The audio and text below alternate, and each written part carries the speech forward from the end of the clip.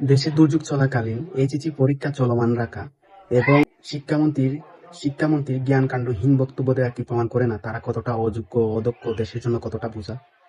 এমন একজন ব্যক্তিকে শিক্ষামন্ত্রী বানানো হয়েছে, মানে মানুষ তাকে সম্মানের পরিবর্তে ট্রল করে। একটা মানুষ কতটা অযোগ্য হইলে, অদক্ষ হইলে শিক্ষার্থীরা তাকে নিয়ে ট্রল করে।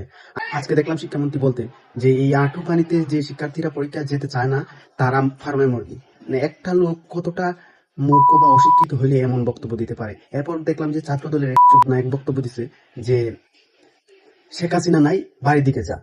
তারা কি শেখ হাসিনা হতে চায়? তারা যদি শেখ হাসিনা হতে চায়, এই যে এটা জুলাই মাস, কিন্তু তারা ভুলে যেন না যায় যে এটা জুলাই মাস, আর এই জুলাই মাসে শেখ হাসিনাকে এই দেশ থেকে ঘাড় ধাক্কা দিয়ে বিদায় করা হয়েছিল। এমন জ্ঞান কাণ্ডহীন বক্তব্যের জন্য দেখলাম বাংলাদেশের কয়েকটি জেলায় আজকে এই প্রতিবাদ মিছিল হইতেছে। এই শিক্ষামন্ত্রী পদত্যাগ চেয়ে সবাই মিছিল করতেছে।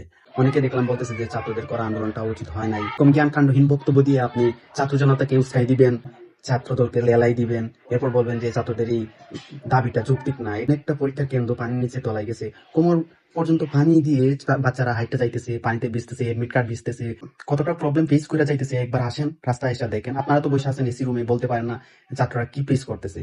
আপনার মেয়েরে পাঠান, একদিন দেখি আপনার মেয়েরে পাঠান এই কোমরহিমা পানি দিয়ে হাইটটা যেতে পারে কিনা। আপনার ছেলেকে পাঠান, দিকে আপনার ছেলে কোমরহিমা পানি দিয়ে হাইটটা পরীক্ষা কেন্দ্রে যেতে পারে কিনা। আরে আপনার ছেলেকে পরীক্ষা দিতে হবে না, আপনি শুধু আপনার ছেলেকে পাঠান যে এই কোমরহিমা পানি দিয়ে হেঁটে এক জায়গা থেকে অন্য জায়গায় যাক, দেখে আপনার কতটা হ্যাটাম আছে, আপনার ছেলের কতটা যোগ্যতা আছে। আপনারা বললে চলবে না যে ছাত্রদের দ্বারাই এই ফ্যাসিস্ট হাসিনাকে এই দেশ থেকে বিদায় করা সম্ভব হয়েছে। এই ছাত্ররা যদি মাঠে নামে আবারও আপনাদেরও পতন হতে পারে, এই শিক্ষামন্ত্রী মিলনেরও পতন করতে পারে। আপনারা তো অবশ্যই এটা চান না যে আপনাদের পতন হোক, আপনাদের ক্ষমতার পতন হোক।